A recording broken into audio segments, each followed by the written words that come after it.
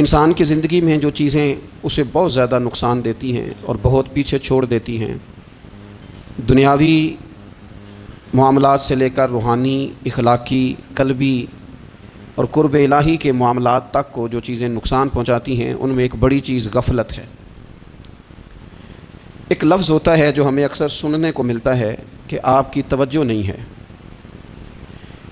یہ ڈھیر سارے لوگوں کا مطالبہ ہوتا ہے، اہل خانہ بھی مطالبہ کرتے ہیں، کئی موقع پر والدین بھی مطالبہ کرتے ہیں، غرباء بھی مطالبہ کرتے ہیں کہ امیروں کی ہماری طرف توجہ نہیں ہے۔ اور یہ بڑی لازمی سی بات ہے کہ کسی چیز پر جب توجہ رہتی ہے تو وہ چیز بہتر ہو جاتی ہے، اور جب عدم توجہی کا لوگ مظاہرہ کرتے ہیں تو وہ معاملہ خراب ہو جاتا ہے۔ یہ جو عدم توجہ ہے اسی کو غفلت کہتے ہیں، اور جب انسان کے مزاج پر غفلت طاری ہوتی ہے اور غفلت اس پر پوری طرح غلبہ کر لیتی ہے تو پھر اس کی زرخیز زمین کو وہ بنجر کرتی ہے۔ غفلت انسانی دل کے لیے بڑی نقصان دہ چیز ہے اور انتہائی تکلیف اور ضرر کا باعث ہے۔ دلوں پر جو قحط نازل ہوتا ہے، قحط، ویران ہو جاتے ہیں دل، اور جو دلوں پر خشکی نازل ہوتی ہے کہ طبیعتیں خشک ہو جاتی ہیں، یہ غفلت کی وجہ سے ہوتی ہے۔ جو لوگ غافل ہو جاتے ہیں نا، اپنے معاملات کا دھیان نہیں رکھتے، دیکھیں نا، آپ کو کھانا کھاتے بھی غافل نہیں ہونا چاہیے۔ اگر کھانا بھی غیر معتدل کھا لیا جائے تو وہ انسان کی طبیعت کے لیے باعث ضرر بن جاتا ہے، نقصان کا باعث بنتا ہے۔ بات کرتے ہوئے بھی غافل نہیں ہونا چاہیے، کئی دفعہ جملے ایسے نکل جاتے ہیں جو انسان کے لیے پھر شرمندگی کا باعث بنتے ہیں۔ انسان کو غافل ہو کر کوئی کام نہیں کرنا چاہیے، غافل ہو کر، مدہوش اور بے ہوش ہو کر نہیں۔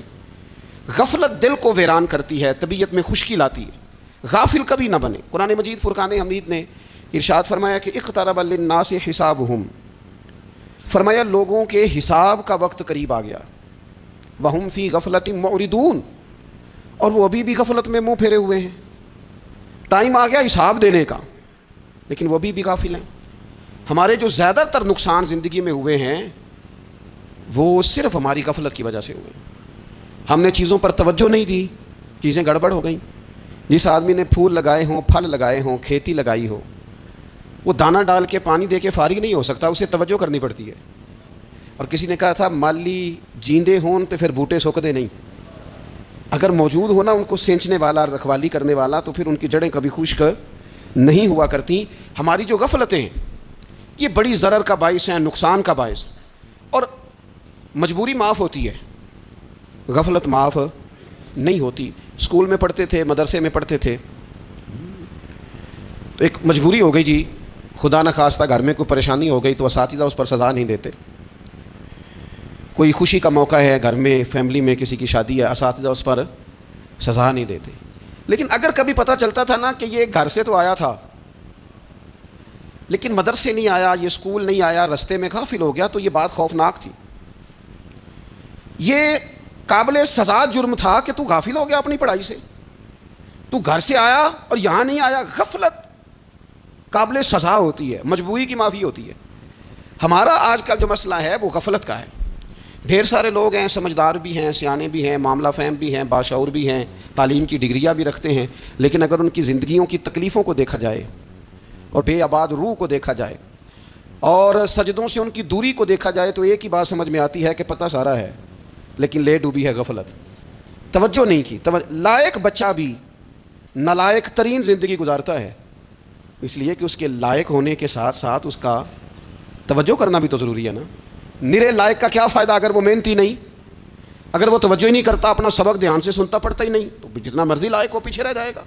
اور کئی نالائق ہوتے ہیں، رٹا لگا کے پاس ہوتے ہیں، پر چلو رٹا تو لگاتے ہیں نا، محنت تو کرتے ہیں نا، جد و جہد تو کرتے ہیں۔ کئی نالائق جد و جہد کے باعث آگے گزر جاتے ہیں اور کوئی اسی چکر میں رہ جاتے ہیں، میں بڑا لائق ہوں، کل پڑھ لوں گا، پرسوں پڑھ لوں گا، ہفتہ تیاری کر کے پاس ہو جاؤں گا۔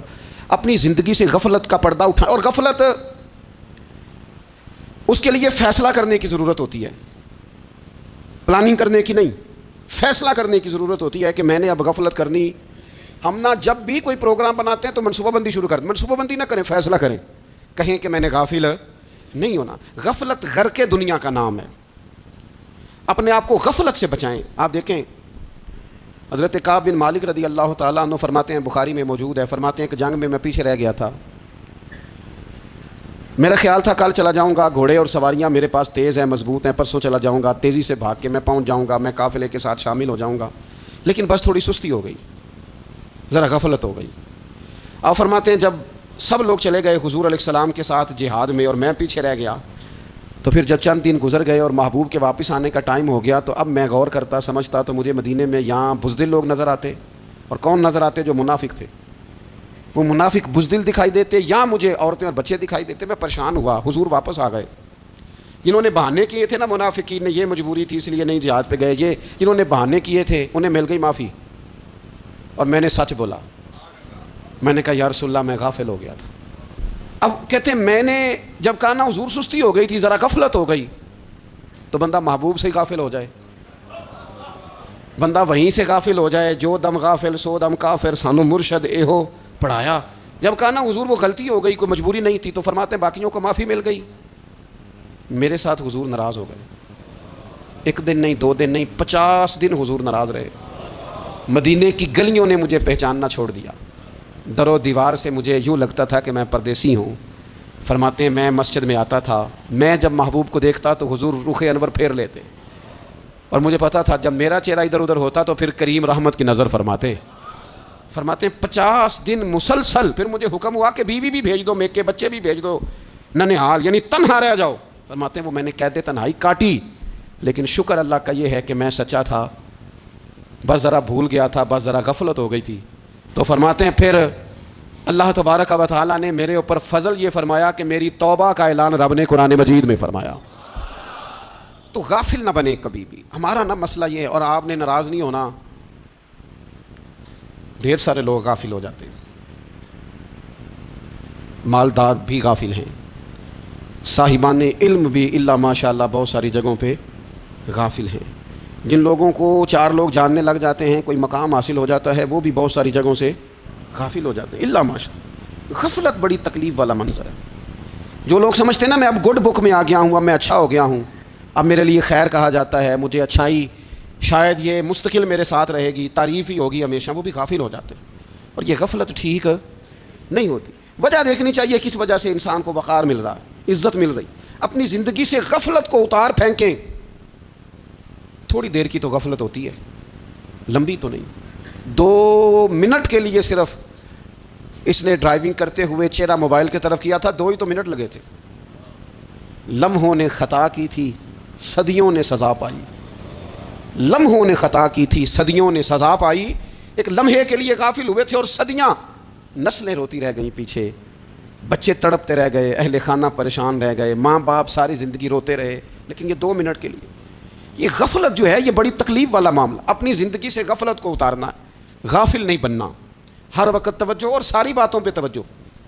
بعض اوقات لوگ ایک طرف توجہ کر کے ایک طرف سے غافل ہو جاتے ہیں۔ نہ، توجہ ہمہ پہلو رکھنی ہے۔ ہمارے ذمے جتنے بھی حقوق ہیں ان سب پر توجہ، ہر چیز کا خیال۔ ایسا نہ ہو کہ عبادت کرتے رہ جائیں اور حقوق العباد ہم سے چھوٹ جائیں، اور حقوق العباد اتنے زیادہ ادا کریں۔ صاحب مجھے کہنے لگے ایک دفعہ بڑے وثوق کے ساتھ کہنے لگے جی معاذ اللہ ثم نہیں جی ٹائم ملتا پھر نماز دا کی کریے، روزی کمانا بھی تو عبادت ہے نا۔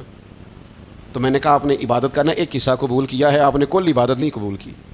عبادت کل ہے، ہمہ پہلو، ایک حصہ آپ قبول کر کے نکل گئے اور باقی آپ نے چھوڑ دی۔ تو کسی ایک طرف سے بھی غافل نہیں ہونا۔ جتنی ذمہ داریاں ہیں، جتنی ڈیوٹیاں ہیں، ان سب کا خیال۔ اور جو بڑا آدمی ہوتا ہے، بڑا گھر میں بڑا ہو، قبیلے میں بڑا ہو، علاقے میں بڑا ہو، ادارے میں بڑا ہو، کلاس میں بڑا ہو، جو بڑا ہے اس کی تو ساری آنکھیں کھلی ہوئی ہونی چاہیے، ایک ایک پر اس کی نظر ہونی چاہیے کہ میری کہاں ضرورت ہے، کہاں مجھے اشک شوئی کرنی ہے، کس کے ساتھ میں نے کس طرح محبت کا رویہ رکھنا ہے۔ غافل نہ بنے۔ اچھا جی اب کیسے پتہ چلے گا کہ ہم غافل ہیں؟ یہ کیسے پتہ چلے گا؟ آپ کسی بندے سے بھی پوچھ لیں حالات کیا ہیں تو کہتا ہے اللہ کا شکر ہے کبھی کسی کا دل نہیں دکھایا، اللہ کا شکر ہے جی زمانہ ہو گیا 5 نمازیں پڑھتا ہوں، اللہ کا شکر ہے جی۔ کیسے پتہ چلے گا غافل ہیں؟ پہلی علامت ہمارے علماء اور صوفیاء نے غافل بندے کی لکھی ہے۔ اس آئینے میں نے اور آپ نے اپنا آپ دیکھنا ہے۔ غافل بندے کی پہلی علامت یہ ہوتی ہے کہ وہ دنیاوی کاموں میں چست ہوتا ہے اور اللہ اور اس کے رسول کی فرما برداری میں سست ہوتا ہے۔ یعنی نماز کے وقت تو اسے نیند ستاتی ہے، پریشانی ہوتی ہے، لیکن اگر کسی جگہ مال مل رہا ہو، پیسے مل رہے ہوں، وہاں جانا ہو تو پھر اسے کوئی چیز بھی تنگ نہیں کر۔ دنیاوی کاموں میں چست ہوگا، یعنی ٹی وی کے آگے، موبائل کے آگے وہ گھنٹوں بیٹھا ہوا ہے، اور اگر اسے 25 منٹ قرآن پاک سننا پڑ جائے، اگر اسے 20 منٹ دینی محفل میں بیٹھنا پڑ جائے، اگر اسے کہا جائے کہ تو 20 رکعت نماز نفل ادا کر، دنیاوی کاموں میں چست ہے، دینی کاموں میں، یہ غفلت کی پہلی علامت. پھر ذاتی معاملات میں پیسہ خرچ کرنا ہو تو ڈھیر سارا ہے، کسی غریب کی مدد کرنی ہو تو. وہ ہمارے ایک دوست ہیں، وہ اکثر کہا کرتے ہیں، وہ کہتے ہیں آج کل کسی سے کہنا فلائی کام میں، دینی کام میں، کسی کی مدد میں کچھ 4 پیسے خرچ کرنے ہیں تو لوگ کہتے ہیں ہاتھ تنگ ہے. ہاں کوئی سستا پلاٹ ملتا ہو نا، اور اگر یہ سمجھ آ جائے کہ وہ مجبور ہے بیچارہ بیچنے والا، تو پھر کہتے ہیں میں 2-3 دوستوں کو پھڑ لے سن. ذاتی کاموں میں جب بندہ چست ہو اور دینی کاموں میں سست ہو تو مطلب یہ ہے کہ بندہ غافل ہے. پہلی علامت غفلت کی. اور غفلت کی دوسری نشانی یہ ہے کہ انسان گناہ کے کاموں کو معمولی سمجھنے لگ جاتا ہے. یہ غافل بندے کی نشانی ہے، گناہ کو معمولی سمجھتا ہے، چھوٹا سمجھتا ہے. آج کل لوگ کہتے نہیں میں کو اکیلا کر رہا ہوں، ساری دنیا ہی کرتی ہے. وہ جناب کیا ہو گیا، اگر یہ غلطی ہو گئی تو بندے سے ہو ہی جاتا ہے. گناہ کو معمولی سمجھنا، چھوٹا سمجھنا اور کہنا پھر کیا ہو گیا ہے، انسان سے غلطی ہو جاتی ہے. آپ دیکھ لیں کہ سینکڑوں بیسیوں گناہوں کا بوجھ ہمارے سروں پہ ہوتا ہے، لیکن کوئی ہمارا دبدبہ ہے، کوئی ہماری گفتگو ہے، کوئی ہمارے جملوں میں خود پسندی ہے، کوئی ریاکاری ہے، کوئی تصنع ہے. یہ غافل بندے کی علامت ہے. نبی اکرم صلی اللہ تعالیٰ علیہ وآلہ وسلم نے فرمایا مومن اپنے گناہوں کو پہاڑ کی طرح سمجھتا ہے. یہ بخاری میں حدیث ہے. مومن پہاڑ کی طرح جانتا ہے اور وہ ڈرتا ہے کہ کہیں وہ پہاڑ اس کے اوپر گر نہ جائے، یعنی کہیں مجھے میرے گناہ کی سزا نہ مل جائے. چھوٹے گناہ کو بھی پہاڑ جانتا ہے، یار مجھ سے غلطی ہو گئی، مجھے ٹھیک کر لینی چاہیے، مجھے معافی لے لینی چاہیے، مجھے توبہ کر لینی چاہیے. مومن اپنے اوپر گناہ کو پہاڑ کی جانب سمجھتا ہے. اور حضور علیہ الصلوۃ والسلام فرماتے ہیں کہ یہ جو فاسق اور فاجر ہوتا ہے نا، اللہ کا نافرمان، یہ گناہ کو مکھی کی طرح سمجھتا ہے. یہ سمجھتا ہے میں نے اشارہ کرنا ہے، مکھی نے اڑ جانا ہے. مومن کی علامت یہ ہے کہ وہ پہاڑ جانتا ہے، اگر غلطی ہو جائے تو پہاڑ. امام اعظم ابو حنیفہ رحمۃ اللہ علیہ گزر رہے تھے تو بارش ہو گئی تھی اور کوفہ میں کیچڑ تھا، تو آپ نے جو جوتے پہنے ہوئے تھے ان جوتوں سے چلتے ہوئے نا آپ کے پاؤں سے کچھ مٹی اڑی، تو سامنے ایک یہودی تھا. اب اس زمانے میں دیواریں کچی ہوتی تھیں، اس کے دیوار پر جا کے وہ مٹی جو تھی وہ لگ گئی.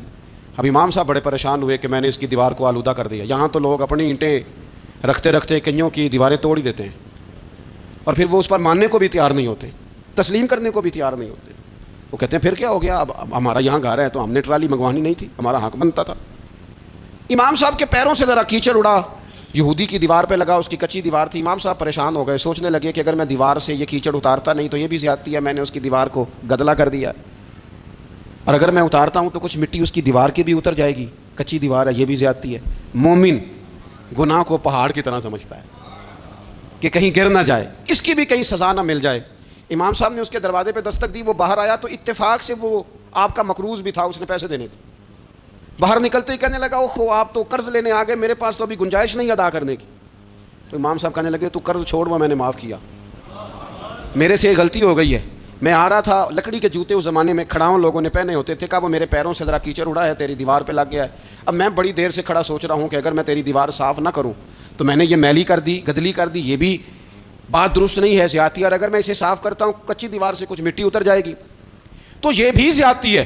اب تو بتا میں کیا کروں. تو بے موسمہ پھل تھا نا یہ، تو بے موسمہ پھل دیکھ کے بندہ حیران ہو جاتا ہے. جو باتیں روٹین میں نہ ہو رہی ہوں وہ ذرا انوکھی لگتی ہے، بندہ حیران ہو گیا. غور سے امام صاحب کا چہرہ دیکھنے لگا، غور سے چہرہ دیکھنے لگا، اور پھر تھوڑی دیر سوچنے کے بعد کہنے لگا حضور پہلے میں نے دین اسلام کے بارے میں پڑھا اور سنا تھا، آج میں نے دین دیکھا ہے.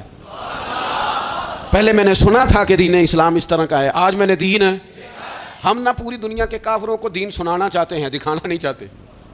ہم نیک نظر آنا چاہتے ہیں، نیک بننا نہیں چاہتے. ہم نیک نظر آنا چاہتے. نتیجہ کیا نکلتا ہے کہ کچھ عرصے کے بعد پتہ چل جاتا ہے بندہ کس لیول کا نیک ہے، کیا معیار ہے اس کی نیکیوں کا. کہنے لگا حضور پہلے میں نے دین سنا تھا، آج دیکھا ہے. آپ وہ مٹی کی دیوار پر جو کیچڑ لگ گیا ہے، دیوار کو بعد میں صاف کیجئے گا، پہلے کلمہ پڑھائیں تاکہ میرے اندر کا کفر صاف ہو جائے، مجھے مسلمان کر دیں. تو غافل آدمی جو ہوتا ہے نا وہ پھر تیسری بات، جب بندہ بہت زیادہ غافل ہو جاتا ہے پھر اعلانیہ گناہ کرنے لگتا ہے. ایک گناہ پھر اس کا اظہار گناہ. ایک بندہ حدیث پاک میں آتا ہے، ایک بندہ رات کو کوئی غلطی کرتا ہے، اللہ تعالیٰ اس پہ پردہ ڈال دیتا ہے، لیکن وہ سویرے خود لوگوں کو بتاتا پھرتا ہے میں نے یہ کیا، میں نے یہ کیا. جب آپ اظہار گناہ کرتے ہیں نا تو سامنے والا بھی دلیر ہوتا ہے، کہتا ہے اس نے کیا میں کر لوں گا تو پھر کیا ہوا. ہمارے علماء نے لکھا ہے کسی کی نماز قضا ہو جائے تو کسی کو بتائے نہ، قضا پڑھ ڈالے، اس کا جگہ جگہ ذکر نہ کرے۔ جب آپ کہیں گے نا میری قضا ہو گئی، تو آپ کے ساتھ رہنے والا بچہ دوست سمجھے گا یار اس کی قضا ہو گئی یا تو میری بھی ہو جائے گی، تو کیا ہوا؟ گناہ کرنا بھی گناہ ہے اور گناہ کا اظہار بھی گناہ ہے۔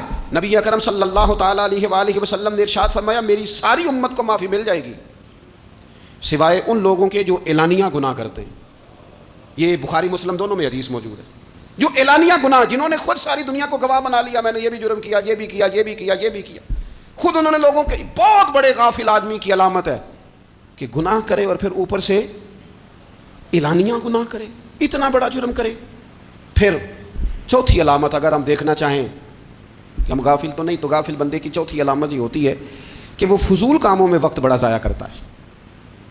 فضولیات میں ادھر بیٹھے ہیں ادھر بیٹھے ہیں، یہاں گپ شپ ہو رہی ہے، وہاں موبائل دیکھا جا رہا ہے، پھر کوئی ٹائم ملا ہے تو پھر کہیں دور دراز کسی ہوٹل پہ کھانا کھانے چلے گئے، پھر کچھ ٹائم ملا تو چلو نکلتے ہیں ذرا کوئی ہفتہ سیر کر آتے ہیں، یہاں گپ شپ ہے، فلاں کو ڈسکس کر لیتے ہیں، فلاں کے بارے میں بات کر لیتے ہیں، سیاسی تبصرے کر لیتے ہیں، یہ تھوڑی گفتگو ہو جاتی ہے، چلے محلے داروں پہ تبصرہ شروع کرتے ہیں، کون روٹی زیادہ کھا رہا ہے اور کس کے پاس پیسے زیادہ آ گئے، چلو جا کے پتہ کرتے ہیں۔ حالانکہ یہ پتہ نہیں کرنا چاہیے تھا، پتہ تو اس کا کرنا چاہیے تھا جو بیچارہ کال سے بھوکا ہے، خبر تو اس کی رکھنی چاہیے تھی جس بیچارے کے گھر میں بچوں کے لیے پہننے کو کپڑے موجود نہیں ہیں۔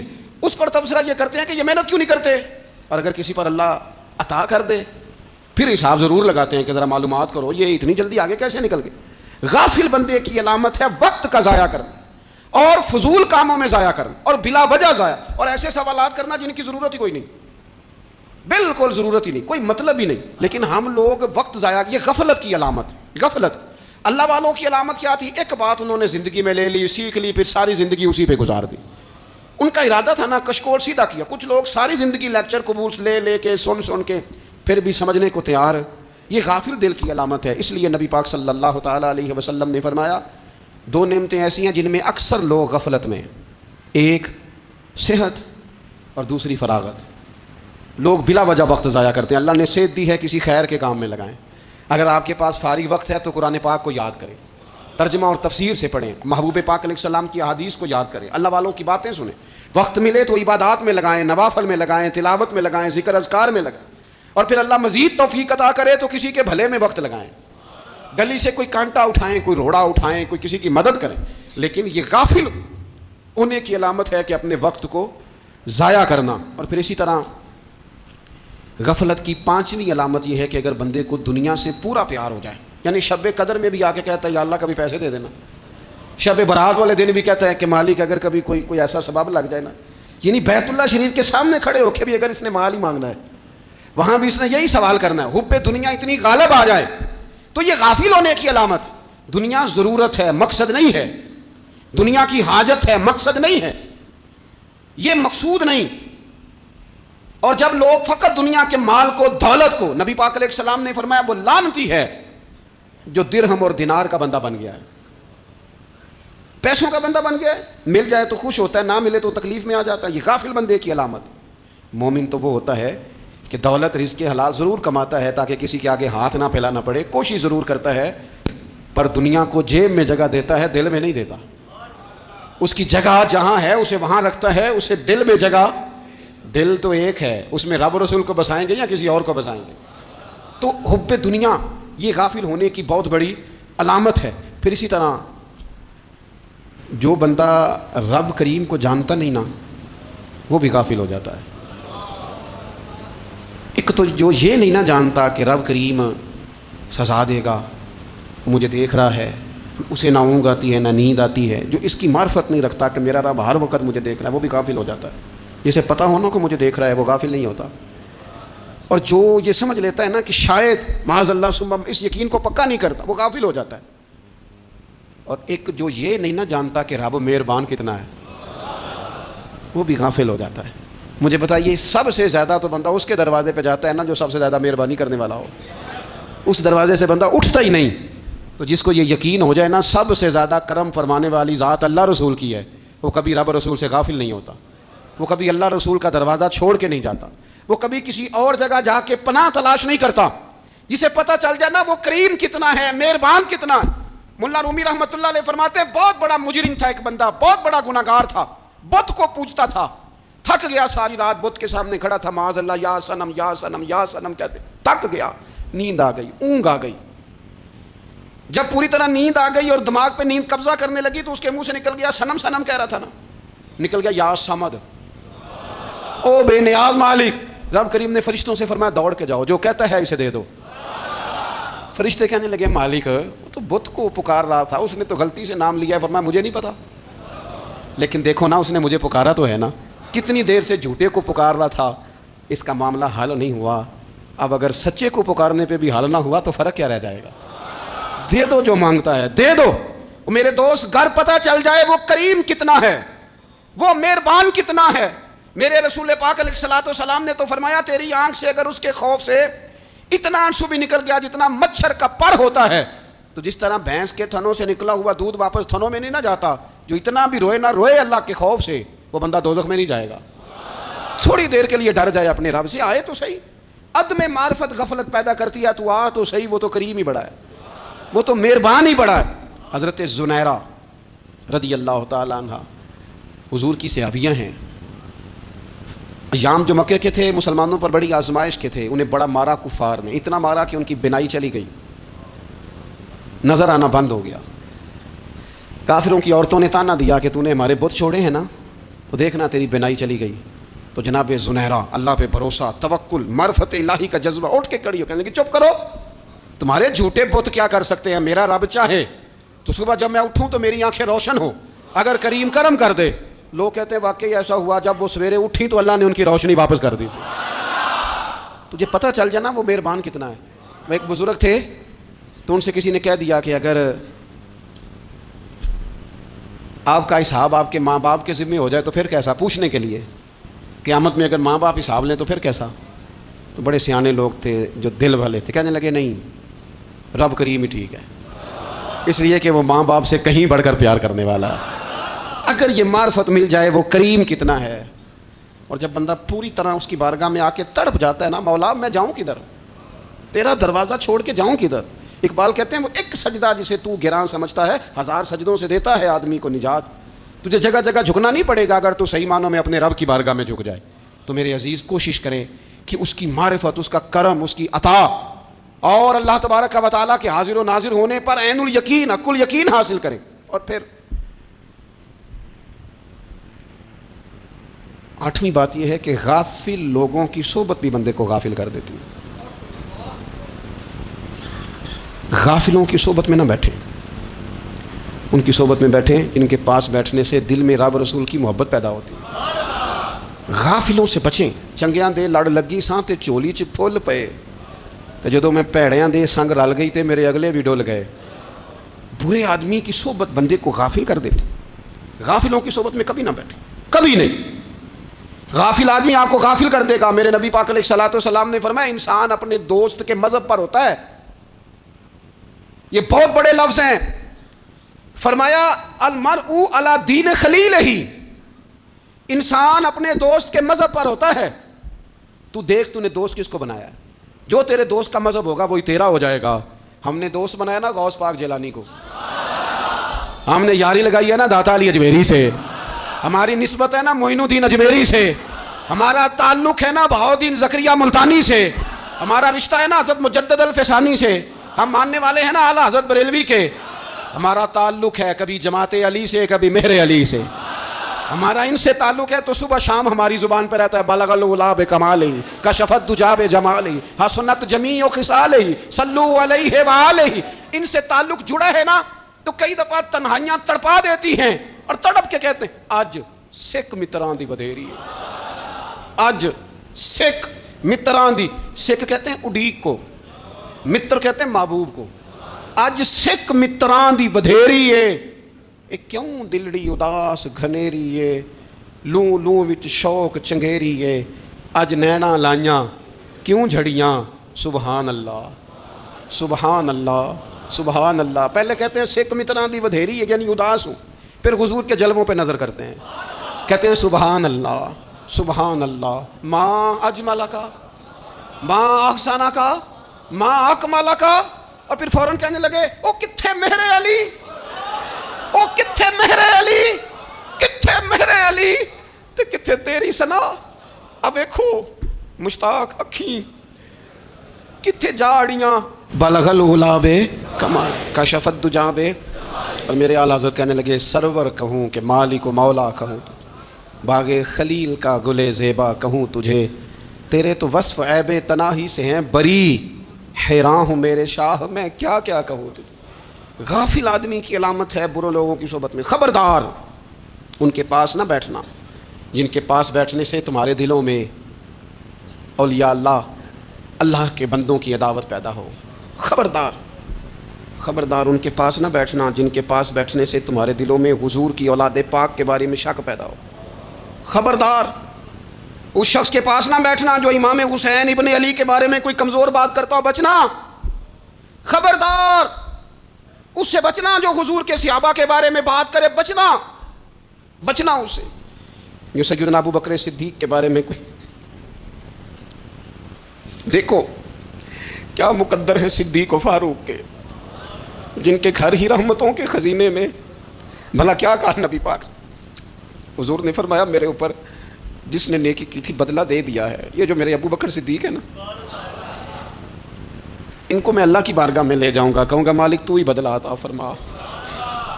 ایک ہاتھ میں جناب صدیق کا ہاتھ پکڑا ایک میں حضرت عمر کا ہاتھ پکڑا اور حضور مسجد نبوی سے باہر آ رہے ہیں.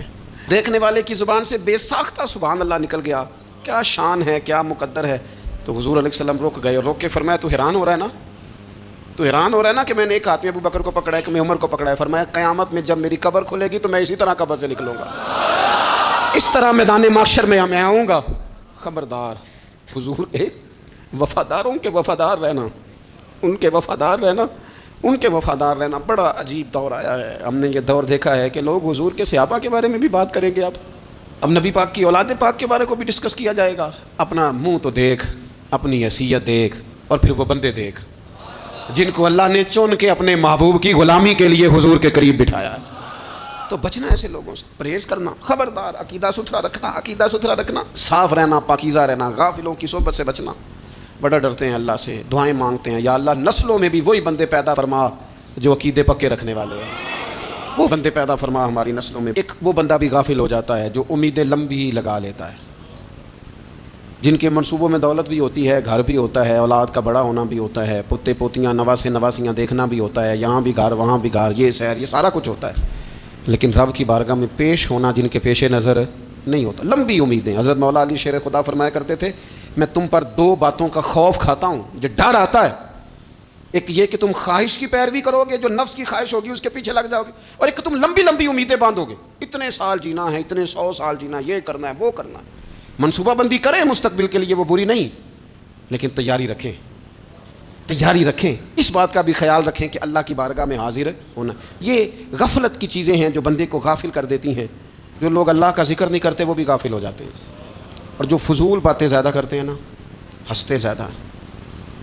فَلْيَضْحَكُوا قَلِيلًا وَلْيَبْكُوا كَثِيرًا. قرآن کہتا ہے زیادہ رویا کرو کم ہنسا کرو. نبی پاک علیہ الصلوۃ والسلام سے پوچھا تھا حضرت عقبہ بن عامر نے کہ یا رسول اللہ نجات کس چیز میں ہے. تو نبی پاک علیہ الصلوۃ والسلام نے فرمایا ایک تو اپنی زبان قابو میں رکھو. دوسرا فرمایا اپنے گھر میں ٹھہرے رہو تمہارا گھر تمہارے لیے کافی ہو فضول نہ نکلو گھر سے. اور تیسرا فرمایا اپنی خطاؤں پہ رویا کرو. کثرت کلام اور فضول کلام اور بلا وجہ یہ بندے کو غافل کرتا ہے دل کو سخت کرتا ہے. یہ چند چیزیں ہیں جو انسان کو غفلت میں ڈالتی ہیں. اپنے آپ کو ان چیزوں سے بچائیں اور غفلت کو توڑیں. آپ کے ذمے میرے ذمے جو حقوق العباد ہیں ان کا پتہ کریں. جو اللہ رسول کے حقوق ہیں ان کی خبر دیکھیں. ہماری جو ذمہ داریاں ہیں ہم کس طرح انجام دے رہے ہیں اس پر توجہ کریں. اپنے معاملات کو ٹھیک کریں. ہم انسان ہیں کوتاہیاں تو رہ جائیں گی لیکن جب کوشش کریں گے تو پھر رب تعالیٰ مدد بھی فرمائے گا. ایک بات اور کرنی ہے. ایک تو میں نے عرض کیا غفلت کو توڑنا. ایک دوسری بات قرآن مجید کا ایک سبق اور. جب غفلت توڑنی ہے تو پھر لازمی طور پر ایک کام کرنا پڑے گا. میں نے یہ عرض کیا تھا کہ پلاننگ نہیں کرنی فیصلہ کرنا ہے. تو فیصلہ کرنا ہے تو کرنا کیا ہے. پھر قرآن حکیم نے سورہ بقرہ میں کہا فاستبقوا الخیرات یعنی تم نیکیوں کی طرف دوڑو. جلدی نیکیاں کرو فٹافٹ دیر نہ کرو. فٹافٹ سے مراد یہ نہیں کہ نیکی جلدی کر جاؤ یعنی ٹال مٹول نہ کرو خیر کے کام میں. کل کریں گے پرسوں کریں گے. عمرہ کر رہے ہیں پھر نیکی ہیں. حج کر رہے ہیں پھر نیکی ہیں. بچے بیال ہوں پھر میں نیک ہوں. یہ تھوڑا سا یہ کام ٹال مٹول. فاستبقوا الخیرات نیکیوں کی طرف دوڑو جلدی کرو بھاگو. نبی پاک صلی اللہ تعالیٰ علیہ وسلم نے فرمایا 5 چیزوں سے پہلے غنیمت جانو. حضور علیہ الصلوۃ والسلام فرمانے لگے ایک تو تم جوانی کو نہ بڑھاپا آنے سے پہلے غنیمت سمجھ لو. نبی کریم صلی اللہ تعالیٰ علیہ وآلہ وسلم ارشاد فرمانے لگے کہ اپنی صحت کو غنیمت جان لو بیماری آنے سے پہلے. پھر حضور علیہ الصلوۃ والسلام فرمانے لگے اگر اللہ نے تمہیں مال دیا ہے، وسعت دی ہے، تو نیکی کر لو، خرچ کر لو اللہ کے راستے میں. خدا نہ خواستہ تم پر غریبی آ جائے. اور پھر حضور سید عالم صلی اللہ تعالیٰ علیہ وسلم فرمانے لگے اگر تمہیں اللہ نے کچھ فراغت دی ہے، بہت زیادہ مصروف نہیں ہو، تو غنیمت جان لو، جلدی سے نیکی کر لو قبل اس کے کہ تم مشغول ہو جاؤ. اور 5ویں بات حضور نے بیان کی، فرمایا زندگی کو غنیمت جانو موت آنے سے پہلے. جلدی سے نیکی کر لو. نیکی کے لیے ساری زندگی منصوبہ بندی نہ کرتے رہو. نیکی کے لیے دیکھو نا، ہماری زندگی میں یہاں دنیا میں رہ کے چند منٹوں میں وہ نیکی کی جا سکتی ہے جو قیامت کے بعد صدیوں کا ہمارا فائدہ کرے، صدیوں کا فائدہ کرے. کرتے نہیں، پلاننگ کر رہے ہیں، منصوبہ بندی کر رہے ہیں، بس تیاری کر رہے ہیں، بس حضرت آپ دعا کر دیں، اللہ تعالیٰ دعائیں بھی قبول فرمانے والا ہے.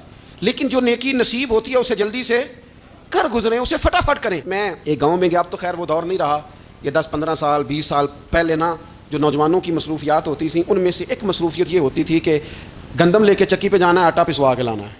یہ ایک بڑی، چونکہ سبھی گھروں کے اندر سال کے لیے گندم سٹاک کر لی جاتی تھی، تو گندم لے کے جانا یہ ایک ڈیوٹی ہوتی تھی. ایک نوجوان ایک گاؤں میں، اس کی مجھے تعریف سننے کو ملی. تو ایک بوڑھی اماں کہنے لگی یہ تو بڑا نصیباں والا ہے، سارے اندر آٹا پہ آلے ہوتا ہے. اور آتے جاتے پوچھ لیتا ہے کہ اماں کوئی، کہنے لگی میرے بچے باہر ہوتے ہیں، یہ مجھے دوائی بھی لا دیتا ہے شوگر کی، میں مریضہ ہوں. یعنی خیر جتنی ہو سکے جتنی. میرے ایک سنگی ہیں، تو سڑک پہ کوئی بندہ کھڑا ہوتا ہے نا، اللہ تعالیٰ انہیں سلامت رکھے، بندہ کھڑا ہوتا ہے تو کہتے ہیں میں اس سے پوچھ لیتا ہوں بابا جی کدھر جانا ہے، فلانی جگہ جانا ہے، تو کہتے ہیں میں موٹر سائیکل پہ بٹھا لیتا ہوں. بندہ دیکھ کے مجھے سمجھ آ جاتی ہے ضرورت مند ہے، کوئی چور نہیں، کوئی ڈاکو نہیں، ضرورت مند ہے. میں اسے منزل تک نیکی جتنی میسر آئے، جس حد تک میسر آئے. کیا کہا ہمارے نبی پاک علیہ السلام نے؟ حضور نے ہم سے فرمایا کچھ نہ ہو سکے تو بات ہی مسکرا کے کر لینا، اس پر ہی اللہ صدقے کا ثواب عطا کرے. فاستبقوا الخیرات، جلدی سے نیکی کر لو. اپنے نامہ اعمال میں روز نیکیاں جمع کرو، کوئی نہ کوئی خیر کا کام روز کرو اور جلدی سے کرو. صحیح مسلم میں حدیث ہے، نبی پاک صلی اللہ تعالیٰ علیہ وسلم فرمانے لگے جلدی جلدی نیکی کے کام کر لو ان فتنوں سے پہلے جو اندھیری رات کے حصوں کی طرح فتنے ہوں گے. فرمایا اس وقت حال یہ ہوگا کہ آدمی صبح مومن ہوگا، شام کو کافر ہو جائے گا، شام کو مومن ہوگا تو صبح کافر ہو جائے گا. اور فرمایا لوگ دنیا کے بدلے اپنا دین تک بیچ ڈالیں گے. معاذ اللہ جھوٹی قسمیں نہیں کھائی جاتی، جھوٹا قرآن مجید نہیں لوگ اٹھا لیتے. لوگ دنیا کے لیے دین بیچ ڈالیں گے. اس سے پہلے جب فتنے اتنے زیادہ ہو جائیں، اس سے پہلے نیکی کر لو، کوئی خیر کا کام کر لو، جلدی سے کچھ ایسا کر لو. حضرت عقبہ بن حارث رضی اللہ تعالیٰ عنہ فرماتے ہیں یہ دیکھیں ہمارے نبی پاک علیہ السلام کی سیرت کیا ہے، حضور کا اسوہ کیا ہے، نبی پاک علیہ السلام ہماری تربیت کس طرح کرتے ہیں. حضرت عقبہ بن حارث رضی اللہ تعالیٰ عنہ کہتے ہیں ہم نے نبی پاک علیہ السلام کے ساتھ عصر کی نماز پڑھی، یہ صحیح بخاری میں موجود ہے. فرماتے حضور سلام پھیرتے ہی فوراً اٹھ کے گھر تشریف لے گئے. یہ ہمارے لیے نا انوکھی بات تھی، غیر متوقع تھی، پہلے کبھی ایسا ہوا نہیں. سلام پھیرا نماز کا، حضور جلدی سے تشریف لے گئے. اب ہم حیران تھے اور حیرت انگیز طور پر حیران تھے کہ کریم اتنی جلدی تشریف لے گئے. تھوڑی دیر ہوئی حضور واپس آ گئے. تو محبوب پاک علیہ السلام فرمانے لگے گھر میں نا ایک چھوٹی سی ڈلی، ایک چھوٹا سا ٹکڑا سونے کا پڑا تھا، مال آیا تھا سارا صدقہ کر دیا، وہ تھوڑا سا پڑا تھا، اچانک مجھے یاد آیا وہ تو پڑا رہ گیا. تو حضور فرمانے لگے میں نے کہا کہیں ایسا نہ ہو جائے کہ ساری رات گزر جائے اور میرے گھر میں پڑا ہی رہ جائے، میں جلدی سے جا کے اسے خیرات کر دوں. میں نے خیرات کیا پھر میں واپس آ گیا ہوں. جلدی سے نیکی، جلدی سے نیکی کر لی جائے. ہم بڑا انتظار کر رہے ہیں، بڑا لمبا ہمارا پروگرام ہے، ہمارے پاس ٹائم ہی بڑا ہے. کسی نے کان میں کہہ دیا ہے تیرے پاس بڑا وقت ہے، ابھی تو بڑی عمر پڑی ہے، ابھی تو جناب اور میرے بھائی یہ لوگوں کے کہنے کی باتیں ہیں. پھر پتہ ہی نہیں چلتا حالات کس طرح کے ہو جاتے ہیں اور کیا معاملات انسان کے ساتھ درپیش ہوتے ہیں. جتنی خیر میسر آئے، جتنا بھلا میسر آئے، جتنی انسان کو توفیق ملے. میں نے بزرگوں کو دیکھا، اپنے اصحاب کو، پہلے وہ خدام سے کہتے کہ میں سونے لگا ہوں اور پابند کرتے لوگوں کو کہ فلاں وقت، بزرگوں کو میں نے دیکھا اپنے، وہ پابند کرتے لوگوں کو کہ فلاں وقت میں موجود ہوں گا آنا، خود پابند فرماتے. اور پھر جب بیدار ہوتے نا تو سب سے پہلے خدام کو بلا کے پوچھتے کوئی مہمان تو نہیں آیا؟ ہو جناب آپ نے خود ہی تو پابند فرمایا فلاں دن آنا. کہنے لگے چل یار اگر کوئی آیا تو مجھے ملا لو، میری ملاقات کرا لو. کیوں؟ اس لیے کہ دور سے آیا ہے، مجھ سے ملنے آیا ہے، کوئی خیر کی بات سیکھنے آیا. چلو میرے نامہ اعمال میں کوئی نیکی جائے گی، کچھ نہ کچھ خیر جمع کر لی جائے، کچھ نہ کچھ ڈیوٹی کر لی جائے، کچھ کام کریں اور جلدی سے کریں. حضرت جابر ابن عبداللہ انصاری رضی اللہ تعالیٰ عنہ بیان کرتے ہیں، یہ بھی بخاری میں موجود ہے، کہتے ہیں ایک صحابی نا نبی پاک علیہ السلام کی بارگاہ میں حاضر ہوئے غزوہ احد کے موقع پر، اور حال ان کا یہ تھا کہ وہ کھجور کھا رہے تھے، اور کھجور انہوں نے منہ میں رکھی ہوئی تھی۔ حضور کی بارگاہ میں حاضر ہوئے اور عرض کرنے لگے، یا رسول اللہ صلی اللہ تعالیٰ علیہ وسلم، اگر میں شہید کر دیا جاؤں تو کہاں جاؤں گا؟ حضور فرمانے لگے جنت میں۔ تو کہتے ہیں انہوں نے جو کھجور منہ کے اندر تھی نا، وہ انہوں نے نگلی نہیں، اندر نہیں لے گئے، اس کو باہر نکالا اور دوڑ کے آگے بڑھے اور جنگ کرنی شروع کر دی، اور لڑتے لڑتے شہید ہو گئے۔ کیا سبق دیا انہوں نے؟ سبق یہ دیا کہ نیکی کرنے میں اتنی دیر بھی نہیں کرنی جتنی کھجور کھانے میں دیر لگتی ہے۔ جلدی سے نیکی کرنی ہے، فٹافٹ نیکی کرنی، اس کے اندر ٹال مٹول نہیں کرنا۔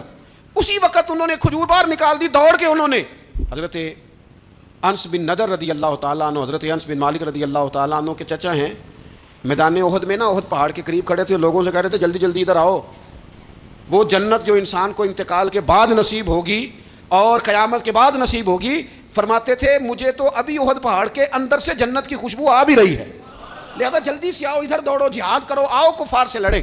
تو نیکی میں دیر نہیں کرنی، جو نیکی میسر آتی ہے، جس کو میسر، ماں باپ میسر ہیں تو خدمت کر لیں، اہل خانہ ہیں تو حسن سلوک کر لیں، اللہ نے اولاد دی ہے تو اچھی تربیت کر لیں، دوست ہیں تو خیر خائی کر لیں، اگر آپ کو اللہ رمضان عطا کرتا ہے تو زیادہ سے زیادہ اس کی عبادت کر لیں، اگر نظر ٹھیک ہے تو تلاوت زیادہ سے زیادہ کر لیں، زبان چلتی ہے تو رج رج کے مدینے والے محبوب پہ درود و سلام پڑھ لیں، اللہ تعالیٰ کا ذکر کر لیں، جلدی سے خیر جمع کریں، اپنے وقت کو ضائع نہ کریں۔ یہ آج کا سبق ہے۔ ایک تو ہم نے فیصلہ کرنا ہے کہ بس غفلت نہیں، اب غفلت اب انشاءاللہ اللہ اللہ کرنی ہے، اب کوئی خیر کا کام کرنا ہے۔